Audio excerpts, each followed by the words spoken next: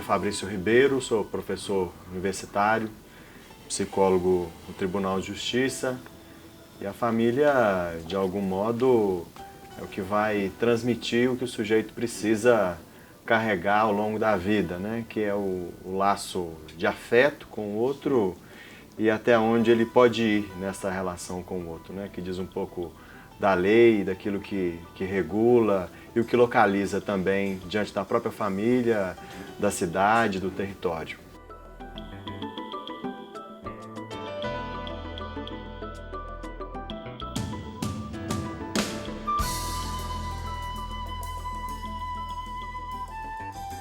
Meu nome é Jane Patrícia Haddad, eu sou pedagoga com formação em psicanálise e defendi recentemente meu mestrado na área de educação com um tema sobre a indisciplina e a disciplina como algum sintoma cultural. Venho debatendo ao longo desses anos sobre a relação família e escola e principalmente a família como o primeiro ambiente de aprendizagem. É ali onde as coisas vão começar a ser formadas, constatadas, né, e encaminhadas. Então, a ideia desse debate é justamente de provocar esse outro olhar sobre a relação família.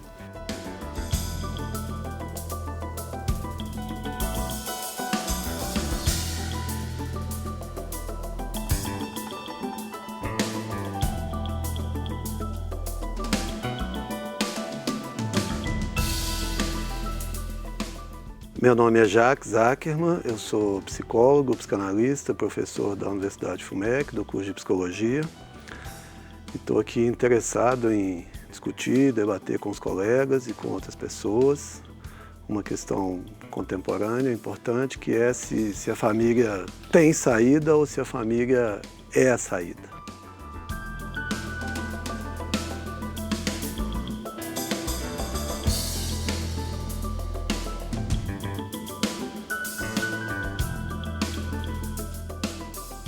E eu sou Jairo Stacanelli e está no ar o Horizonte Debate.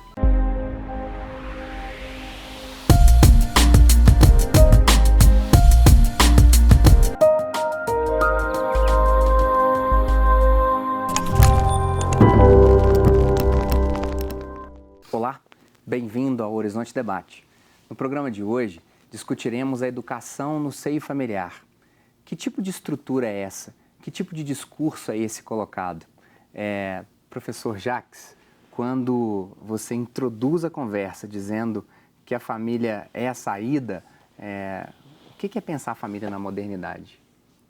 Pois é, imediatamente me ocorre a ideia de crise, né? De crise de um modelo ideal, tradicional, sustentado por uma certa ética burguesa, né?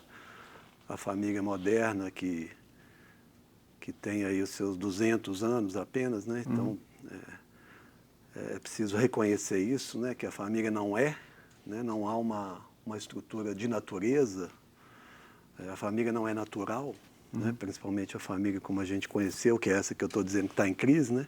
Que é essa família que se junta para patrimônio. Que ela surge exatamente com a queda do feudalismo, Sim. não é?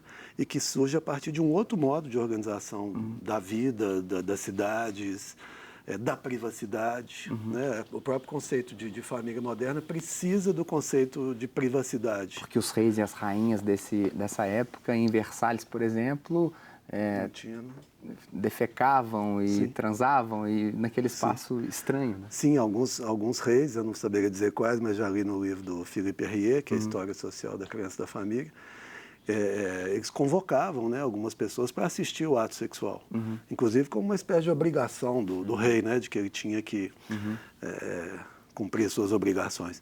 Então, é preciso pensar isso, quer dizer, não é essa família, né, é uma família baseada na privacidade, baseada na manutenção de um modo de produção, baseada numa lógica de manutenção e crescimento de patrimônio. E essa família se sustentou por mais ou menos 200 anos, e não quer dizer que ela não existe. Né? Eu não absolutamente digo, a família acabou, não é isso. Né? Mas há um certo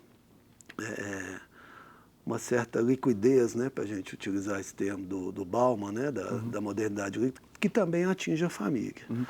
Quando o professor Jacques, Johnny, coloca essa localização, muitas vezes as pessoas acham que esse modelo, papai, mamãe e os filhos, o papai trabalha, a mamãe é o afeto, ela fica em casa, ela cozinha, ela lava a roupa, o papai é a lei, a justiça, a mamãe é o afeto e o carinho. As pessoas acham que é isso, e que está pronto, que sempre foi desse jeito, lá na caverna era desse jeito. Falar de crise, que crise é essa que você observa? Eu acho que é entender um pouco essa mudança do modelo da família, né? Quando o Jacques fala da questão da família burguesa e tudo, a gente tem que entender também que houve, né, essa mudança no modelo dito tradicional, da família tradicional, porque acontece que também a gente tem que considerar a inserção da mulher no mercado de trabalho. Né? Quer dizer, esse cuidado que você fala que antes a gente entendia numa família tradicional, dado pela mãe, a maternagem, ele se dilui nessa família. Quem que é o modelo? Eu penso muito hoje, quando a gente fala numa família contemporânea, quem são os adultos que estão ali? Né? É muito interessante quando você faz essa leitura da família. Tem um livro recente da Elizabeth Rodinesco, que é A Família em Desordem. E ela traz uma leitura de uma família também tradicionalmente vertical, né, para um mundo mais horizontal. Quer dizer, é quase que um compartilhamento desses lugares. A questão que eu fico pensando, nessa família moderna, quem que vai exercer uma função? A função do pai, a função da mãe, independente da questão das escolhas sexuais. Quem é a referência para essas crianças? Jane, eu acho complicado quando a gente, né, e a gente vai avançar nesse debate, quando pensamos, por exemplo, até as famílias de classe mais baixa, a mulher, ela sempre teve um emprego mais estável que o do homem. Quando a gente pensa, né, assim, esse modelinho, a mãe fica em casa, lavando... Não, em alguns segmentos da sociedade, é essa mulher que trabalhava fora, o marido, às vezes, transitava sobre o emprego, a renda formal era dessa mulher que trabalhava como babá, como doméstica, em uma casa durante 15, 20 anos, ela que trazia. É um pouco dessa ilusão. Agora, se a inserção, por exemplo, do mercado de trabalho, Fabrício, o desejo é muito forte. Porque esse modelo colocava, por exemplo, o adultério masculino em uma posição diferente do adultério feminino. Era possível matar para lavagem da honra, nesse caso, da família antiga, né? Sim. Como é que é pensar essa desordem, cara? Olha, os papéis têm mudado, né? Você acha que a família, de alguma forma, ela muda a partir de um mundo que muda também, né? Por uma série de fatores, né? Que tem a ver com a economia, tem a ver com as duas grandes guerras, tem a ver com a entrada da mulher no mercado de trabalho e uma série de questões do ponto de vista social, né? Cultural, né? Como você diz da questão do adultério. Muito recentemente, né? Em 2000, que o Código Civil vai mudar, tirar o Estatuto da Mulher Honesta, né? Por que nunca se perguntou sobre o Estatuto do Homem Honesto, né? Então, assim, hoje as mulheres, de alguma forma, se colocam num outro lugar que, inclusive, tem um efeito muito interessante. Os homens têm que se perguntar do seu próprio lugar, né?